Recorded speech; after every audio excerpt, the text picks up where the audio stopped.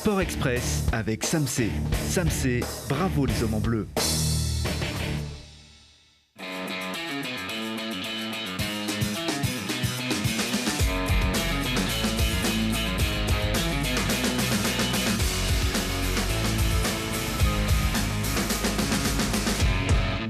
Bienvenue à tous et à toutes. Les perfs de nos Isérois à voir et à revoir, c'est ici comme chaque lundi. Et des images comme celle-là, on en boirait jusqu'à la lie. Tout ce que le rugby a de plus beau, les Grenoblois l'ont fait et l'ont montré avec cette victoire 55-10 face à Aurillac, avec ses 9 essais, avec toute la panoplie dans l'excellence, les avants, les arrières, les jeunes, les anciens, tous les rouges et bleus se sont mobilisés pour 80 minutes de bonheur au Stade des Alpes et pour une 5e victoire d'affilée. Plus rien n'arrête cette équipe qui a vu son moral mis en miettes en début de saison par les retraits de points.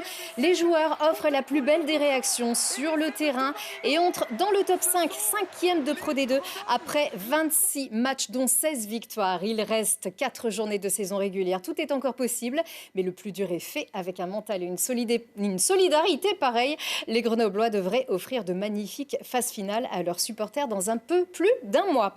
Et tous les voyants sont au bleu pour le 15 de France féminin qui réalise un très beau parcours sur ce tournoi des 6 nations, moins médiatisé que le tournoi masculin, mais pas moins excitant. Les Bleus ont battu l'Irlande, l'Écosse et l'Italie, 38-15 ce dimanche, avec dans les rangs 6 grenobloises des Amazones du FCG. La capitaine des Bleus, Manaé Féléou, sa sœur Théanie, la plus capée des Amazones, Emeline Gros, ainsi que Alexandra Chambon, Ambre Moyembe et Léa Champon. Le 15 féminin se déplace à Cardiff pour affronter le Pays de Galles dimanche prochain. Et si les filles montent en puissance, Clara Perrault, elle, soulève des montagnes. La grenobloise, championne de France athlétique, a soulevé la plus lourde charge. La championne de force athlétique a soulevé la plus lourde charge pour une femme de l'histoire de la discipline, 242,5 kilos en soulevé de terre. Et en plus, elle est junior. Clara Perrault décroche ici le titre de championne de France junior en moins de 75 kilos. Un beau record de France pour le jour de son 22e anniversaire. Et Marion Boras décroche une qualification pour les JO de Paris. La cycliste de Pontcharrat, ça y est, c'est sûr, participera à cette Olympiade. Elle a terminé 3e de la poursuite par équipe dans la dernière étape de la Coupe des Nations à Milton, au Canada, en battant au passage le record de France de la discipline sur 4000 mètres. Et le lendemain, Marion a terminé 2e de l'américaine avec Valentine Fortin. Elle vise bien sûr une médaille au moins aux Jeux Olympiques de Paris. Elle est tout à fait à droite. Voilà, Marion Boras. C'est terminé en revanche pour les 2 équipes iséroises de Ligue 2 féminine. La Tronche-Mélan et Voiron ont été éliminés en quart de finale. Le BCTM a perdu ses matchs aller et retour face à Chartres. Les Voironnaises du PVBC avaient, elles, perdu l'aller à Montbrison, gagné le retour, mais elles se sont effacées dans la belle disputée samedi dernier. Défaite 69-58, mais elles gagnent les honneurs, les Voironnaises, pour leur première saison en Ligue 2. 11 défaites à domicile, c'est plus que le nombre total de défaites à Pôle Sud sur les 3 saisons précédentes. Nous le rappelle le compte StatBDL sur le réseau social X.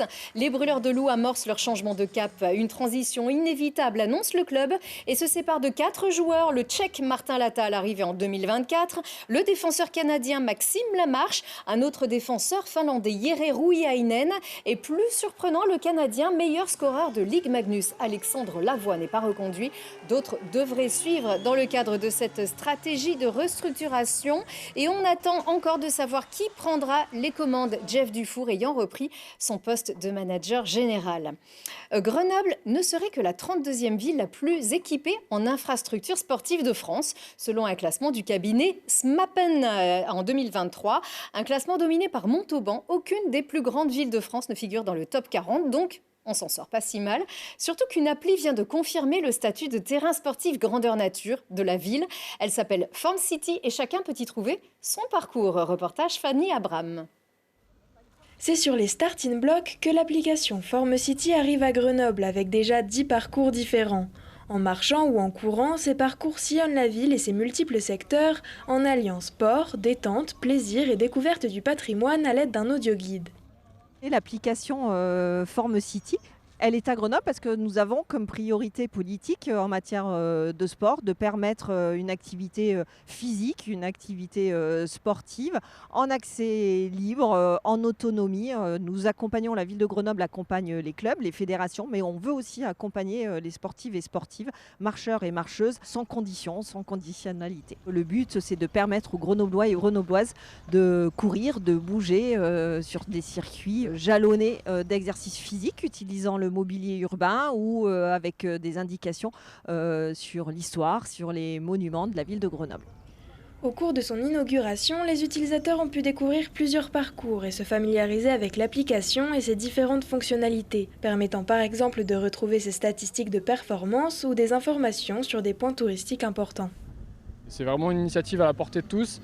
L'application est assez bien faite, assez intuitive, donc ça donne un peu de motivation supplémentaire pour pratiquer. On a pris le chemin d'un parcours qui s'appelle du parc aux bulles. C'est un parcours qui est très accessible à tous. Il a cet avantage de faire le tour de Grenoble et donc de pouvoir être accessible depuis n'importe quel quartier. Et puis surtout, voilà, il est très sympa sur l'ensemble du parcours avec la vue sur Beldon d'abord, puis la Bastille. Et puis un retour sur le parc qui est très sympa. Donc avec une météo comme aujourd'hui, c'est un super parcours.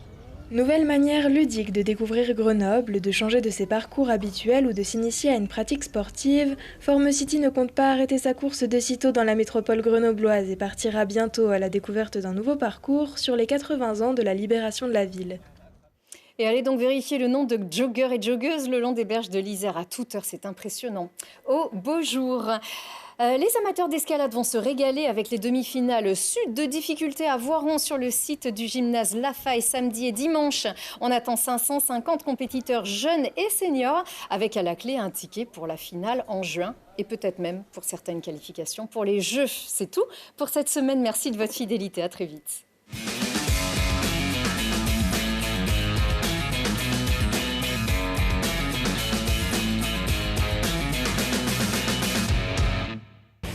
Sport Express avec Samsé. Samsé, bravo les hommes en bleu.